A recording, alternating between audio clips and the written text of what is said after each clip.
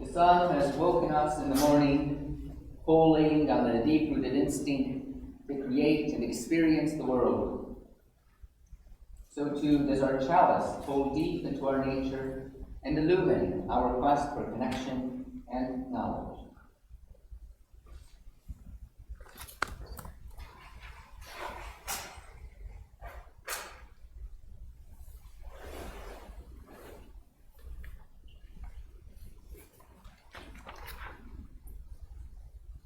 Good morning. Good morning. Welcome to Crossbeat Chapel. I'm grateful for everyone who is here today, who's made this sort of effort to come out amidst the blustery wind and rain, and of course our own personal note, which occurs outside of our interest every time it rains, no matter how many times we write to the council.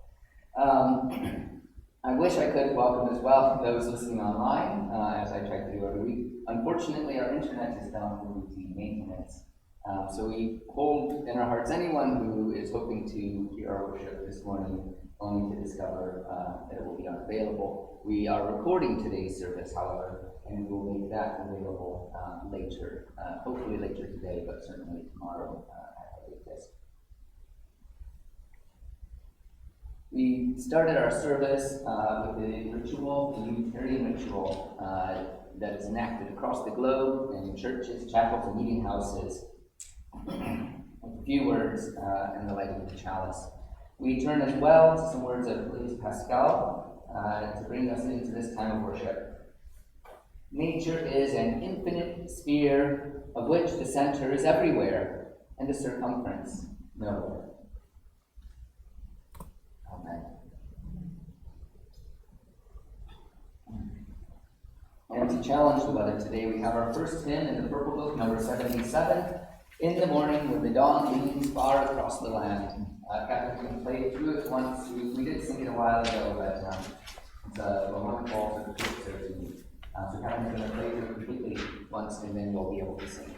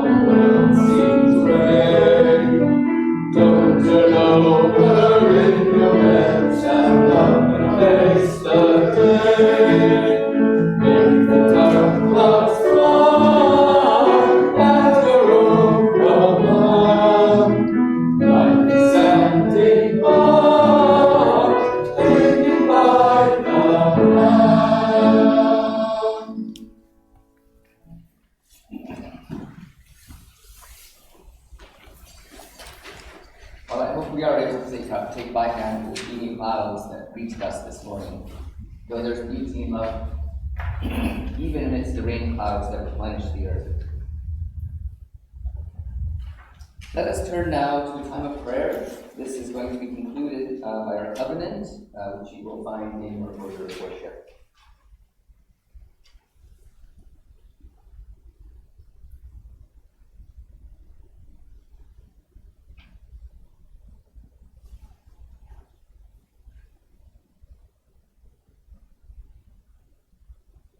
Amidst all the challenges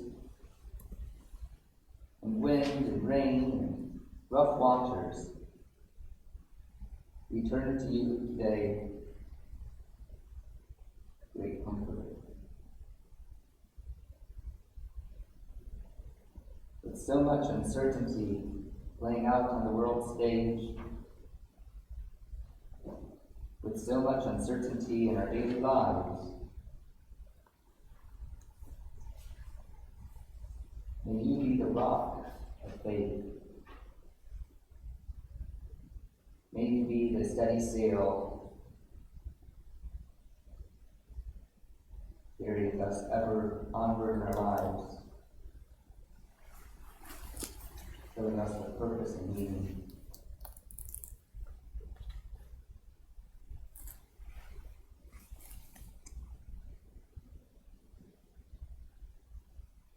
May all who feel their drowning be lifted out of the waters.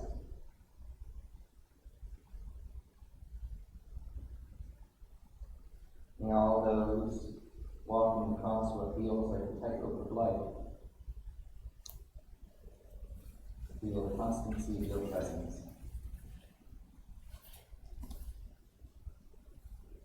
Today and all day.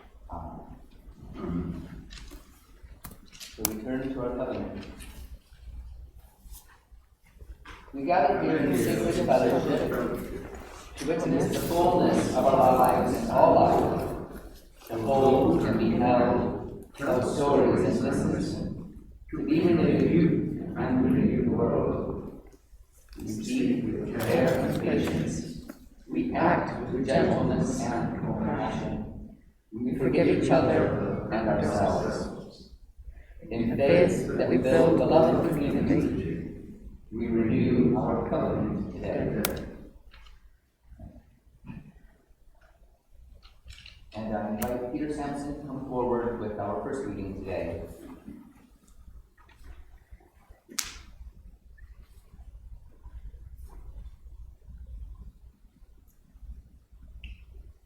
The Dorset poet Thomas Hardy wrote this poem in February 1910. The Year's Awakening. How do you know that the pilgrim track along the belting zodiac, swept by the sun in seeming rounds, is traced by now to the fisher's bounds and into the ram, when weeks of cloud have wrapped the sky in a clammy shroud, and never as yet a tint of spring has shown in the earth's appareling. Oh, vespering bird, how do you know? How do you know?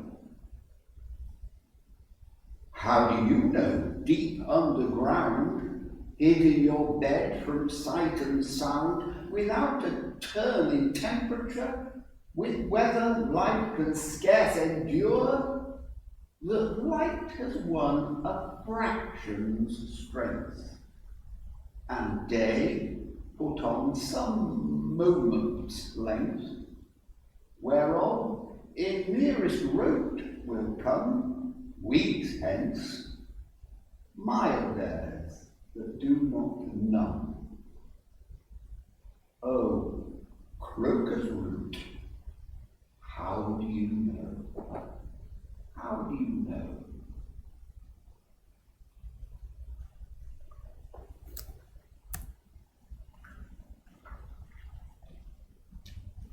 Thank you. You now have a chance to share your joys and sorrows, your trials and your triumphs. If you want to share these publicly, please come forward and light a candle. If you wish to say a few words, please come to the microphone so those who will be listening to the service will be able to hear your joy, your sorrow, your trial, or your triumph as well. You're invited, of course, to light a candle in silence. And as always, if you wish to remain seated, know that your presence here is enough.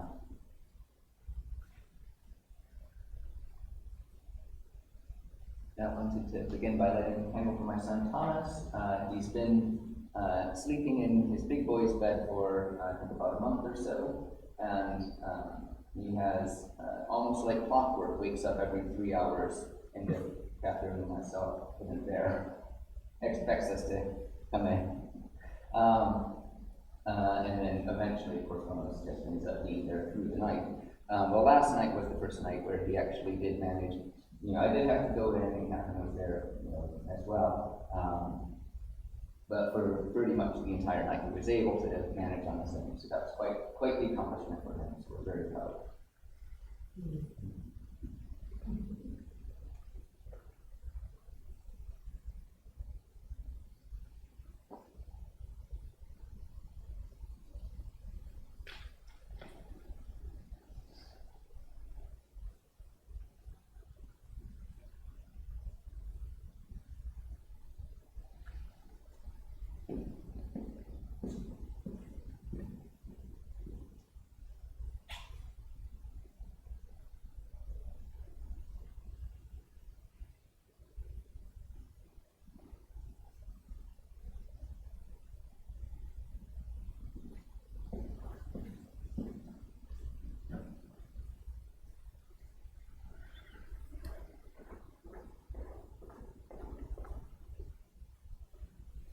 I'm going to light a candle for my partner, Cody, who tends to struggle a bit at this time of year, but I'm so proud of him.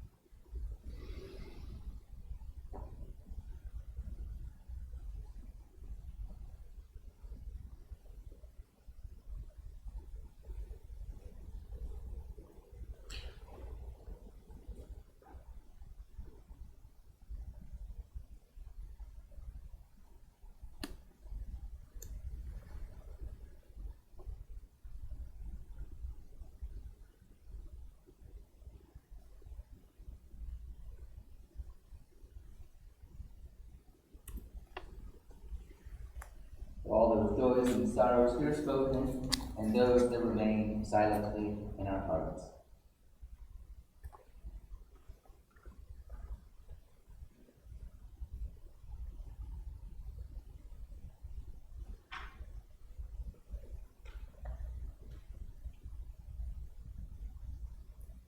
We come now to our second hymn, number 110. Now we sing to praise love's blessing by Anna Briggs.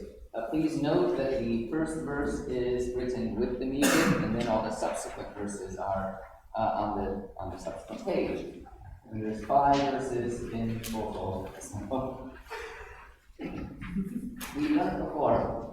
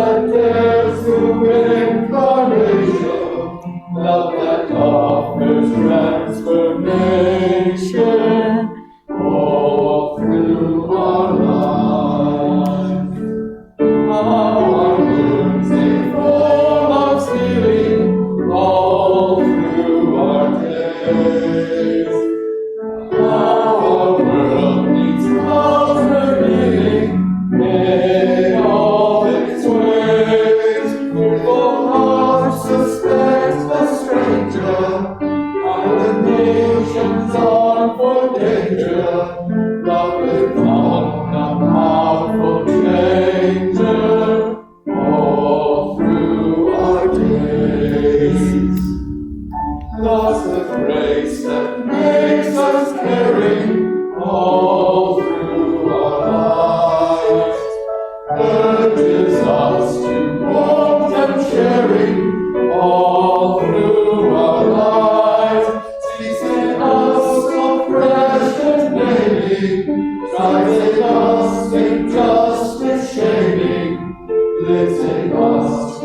peace proclaiming all through our lives. Was a cloud and walks and ringing all through the world. Live by Cody's new beginning all through the world. In the struggles that confound us, in the chaos all around us, the loves our hearts with hope surround us all through the world. In God's faithful love we flourish all through our lives. Known and loved each other nourished all through our lives.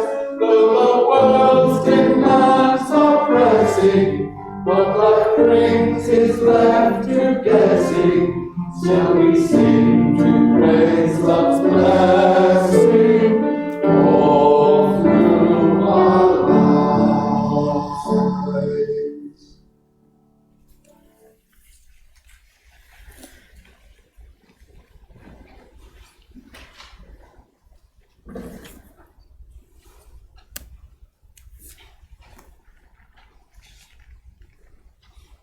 Our second reading comes from the German writer from Hesse, from a collection we have entitled Reflections.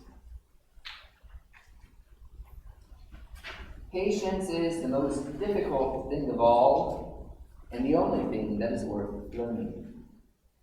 All nature, all growth, all peace, everything that flowers and is beautiful in the world depends on patience, requires time, silence, trust, and faith in long-term processes which far exceed any single lifetime, which are accessible to the insight of no one person, and which, in their totality, can be experienced only by people and epochs, not by individuals. Patience is the most difficult thing of all, and the only thing worth learning.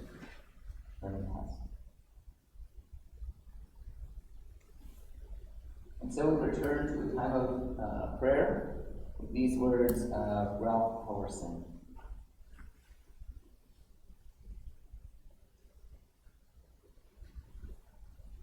Deep in ourselves resides the religious impulse. Out of the passions or clay it rises. We have religion when we hold some hope beyond the present, some self-respect beyond our failures. We have religion when our hearts are capable of leaping up at beauty, when our nerves are held by some dream in the heart.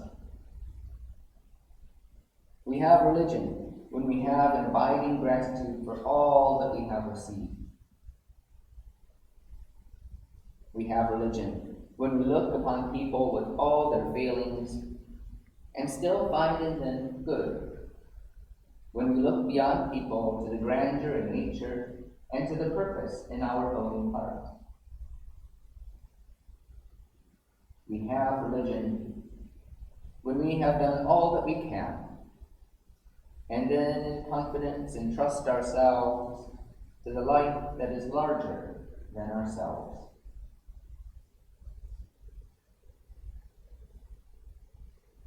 And so we enter now into a period of silence for reflection, meditation, contemplation, and personal prayer.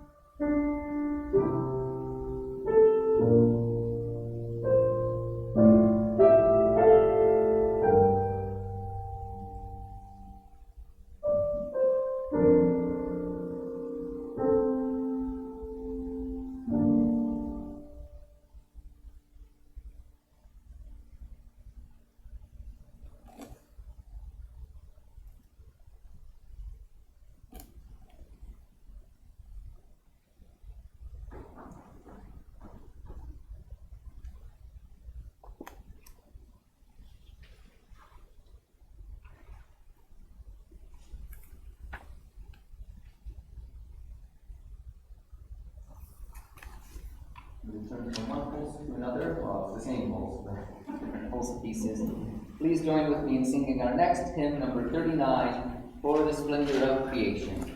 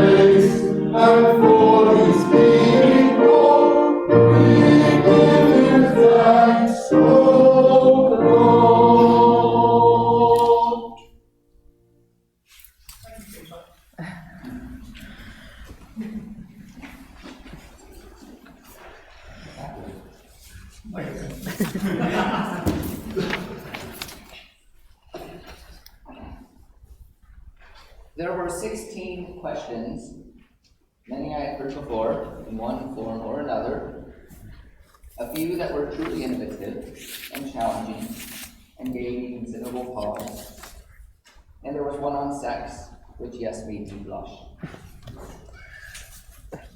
These were questions posed by students at Abbey College. If you're familiar, Abbey College is a sixth form, which is just around the corner. The chapel has a good relationship with them, providing space for exams, socials, and assemblies. Each year they give out an award in the name of my predecessor, the Reverend St. Farrakhan. And I serve as a listening ear for students to speak confidentially they are facing difficulties in school, but feel uncomfortable sharing them in that environment. I have also been invited a couple times in the past, and presently, to speak to their religious education class, which is exploring different perspectives on a variety of ethical questions. Having a liberal voice nearby is helpful for them. Being able to present our thoughts to a group of inquisitive and thoughtful students is helpful for us as well. So I go on with some thoughts on the 16 questions, which range on topics from biblical interpretation to state punishment to abortion and same-sex relationships. I said, being able to present our thoughts was being helpful, but that is, as we probably know, a bit of a misnomer. The long-standing Unitarians in the congregation may well know what I'm talking about, as I always need to include a disclaimer, an expression so well worn on my tongue that it falls off very naturally. That what I present, though seeking to describe a Unitarian perspective, is of course my own view. Were they to join us today, they would discover just how varied our beliefs are, not just religious beliefs, but political leanings, dietary choices. So it's quite necessary for me to say these thoughts are my own. It's a core part of my description of our faith to people who are new to our chapel, and I'm hoping to run our introduction course next month. These thoughts are my own. I often use some words from my colleague, the Reverend Andrew Hill. My view is incomplete, therefore my neighbor's view is incomplete. But maybe together our views will be a little bit more complete than they were apart. Reverend Hill used these words when speaking about tolerance, which these days I often substitute with respect. Language, again, is ever evolving. Another aspect of our faith. His use of the word view, though, fascinates me. Our vantage, our perspective, our view. We look out upon the world and we find it shaded by our experience, our challenges, and our blessings. But of course, our view is only as wide as our eyes will allow it to be, as comprehensive as our experience and reflection and study entail. And even with the most compassionate heart, even with the scholarship of a tenured professor, with all the will and intention in the world, our view, what we see, is still at risk of being obstructed.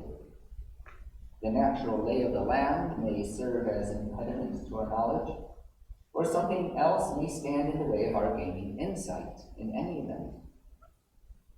So expanding our view is not without some element of chance. And if we feel at times that we have a wide view, we should really have gratitude for those moments. The use of view as well brings to mind another comment, one often in my mind and one I shared this past week at a meeting. The monk, Brother David Stengel Ross, a fierce advocate for interfaith dialogue, disagreed with the statement that all religions lead to the same place. He understood and agreed with the intention behind it, but he didn't like the language. In his words, the differing faiths of the world explore the same territory and lose themselves in it. So his analogy isn't so much the various faiths running up to the top of the mountain, but rather the different faiths exploring some area of land. And this analogy does a couple things. Firstly, it combats that notion that faiths will agree on everything. Using that mountain climbing image, he says they will have to agree in the end and in everything, because from that same point, everything appears alike. The vantage will be the same. So his argument is that religious belief may be irreconcilable between themselves, between religions. It may be that these differences diminish in the light of divine knowledge, or dissolve in the atmosphere high atop a mountain. But for us lowly explorers, there is much difference between a swamp and a desert. And this, for me, is the second element to draw from his analogy. The exploration reminds me of the cultural roots in religious faith.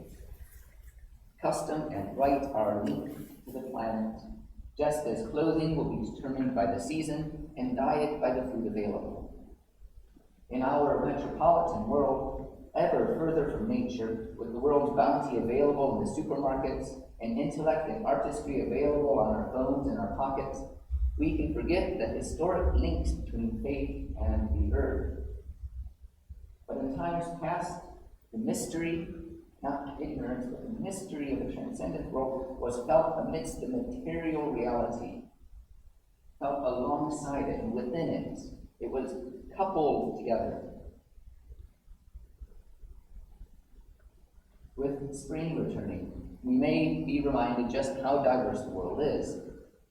As trees blossom and birds return, burrowing creatures step out into the warmth, we may realize that so much of the world is different. And this is necessary. We breathe out, and the plants breathe in. The plants exhale, and we inhale. The decay of the plants feed the worms, which in turn feed the plants. Just as the seasons of nature and the cycles of water and rock convey this circular character of life, so too may we see a give and take in our spiritual and material lives, perhaps expressed as the mythos of our faith, to use the words of Eric Armstrong. And some of it is irreconcilable. The perspective of the predator will always be anathema to that of the prey. But in the larger view, we can see a flowing, dynamic spirit move and turn, dance and spin across our landscape, seeking that wider view again. I've been thinking this week about the chapel's commitment to access. My reading recently, most particularly the book Uniquely Human, is sort of similar to a flourishing spring. It reminds me of just how wildly different we are. We possess many gifts, we hold many memories, our brains work neurologically in different ways. The more we can relax into a kindness for one another, an acceptance of this difference, the wider our views will be, and hopefully the wider the net of the chapel.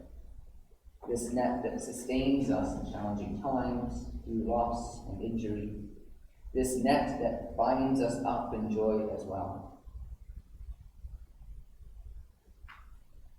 We may think Stengel Ross presents an image of bleak isolation, but he does bring the different faiths together. In the end, they will meet, because they have already met in their depth. They all explore the same territory, namely the territory toward which that compass of the human heart points, that territory of the God realm, or ultimate reality, or whatever you want to call it. And so here we are, with all our difference and diversity, our gifts and our perspectives, our views and our vantages, incomplete on our own, but if willing to share and listen, been able to enjoy in something greater than ourselves.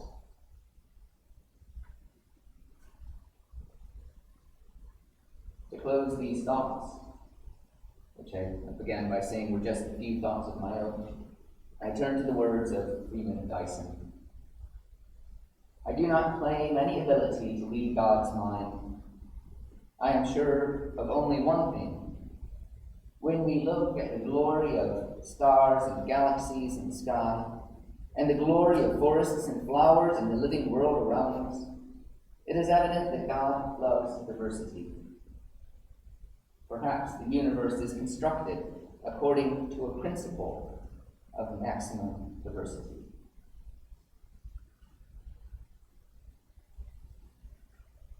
Amen.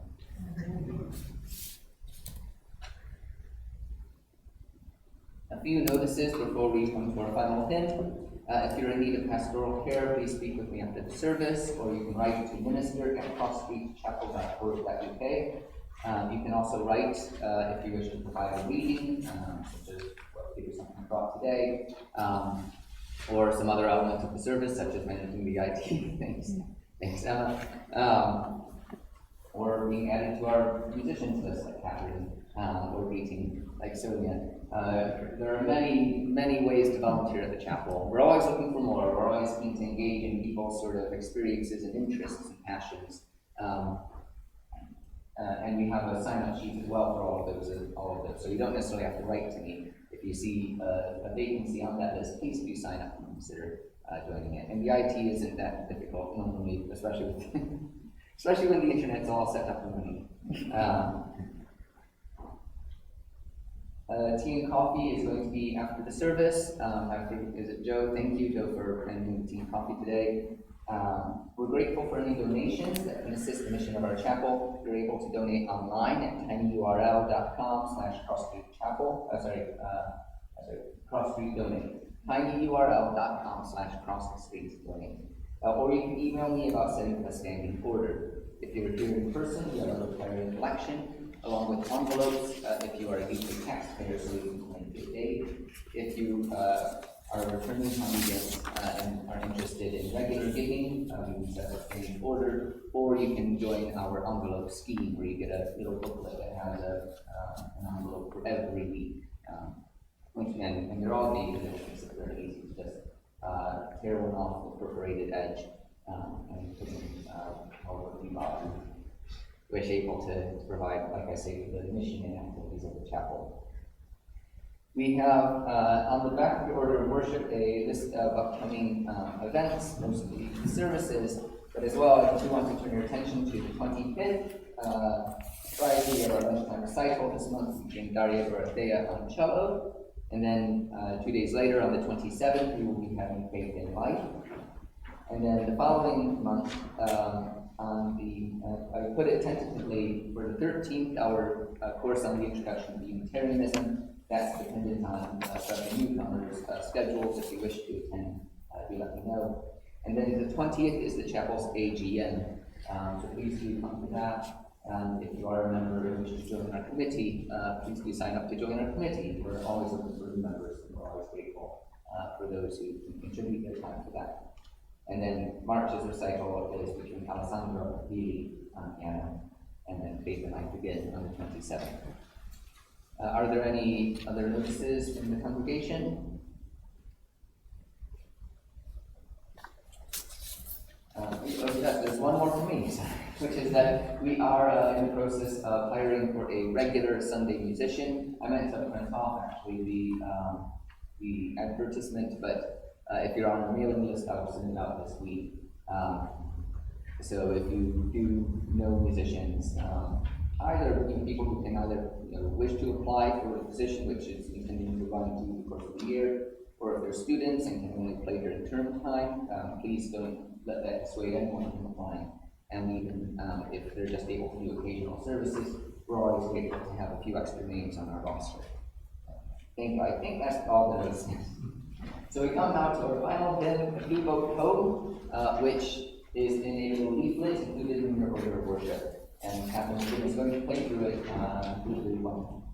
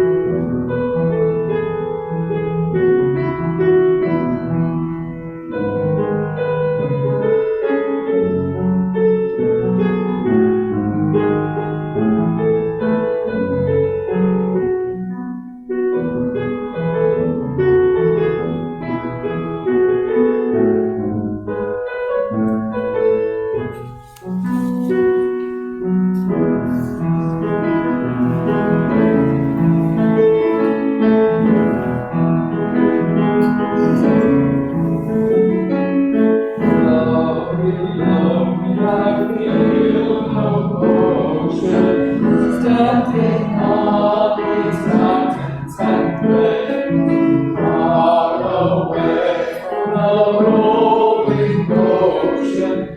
Still my drive and heart can say, I've been sailing all my life now. Never harbor or port have I known.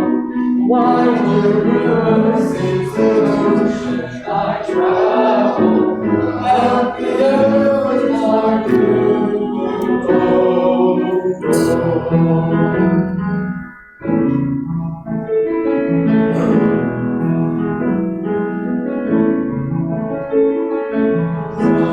I sail and moon my rudder, as I ride the starry sea, leaning o'er the edge in wonder, casting questions into the deep, drifting here with my ship's companions, all we came to pilgrim souls, making our way by the lights of the heavens in our beautiful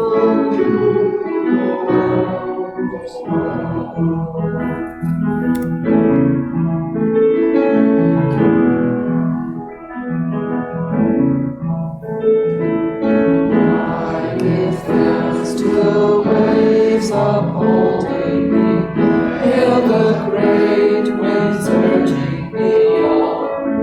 Meet the infinite sea before me, sing the sky my sailor's song. I was born upon the fathoms, never harbor or port have I known.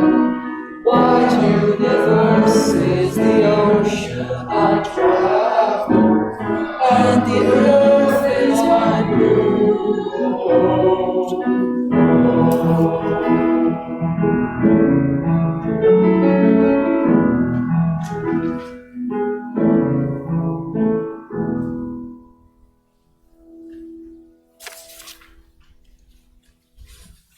Thank you, Catherine, for your music. Thank you to Sonia for the flowers and for the greeting.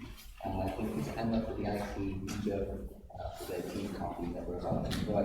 And thank you for the reading, and thank you to all of you for creating and sharing worship today. We close with the words of Jane Addams. What, after all, has maintained the human race on this old globe despite all the calamities of nature and all the tragic failings of humankind, if not faith in new possibilities and courage to advocate them? Doubtless many times these new possibilities were declared by one who, quite unconscious of courage, bore the sins of being in exile, a condemned criminal, a fugitive from humankind. Did everyone so feel who, in order to travel on their own proper path, have been obliged to leave the traditional highway? Amen.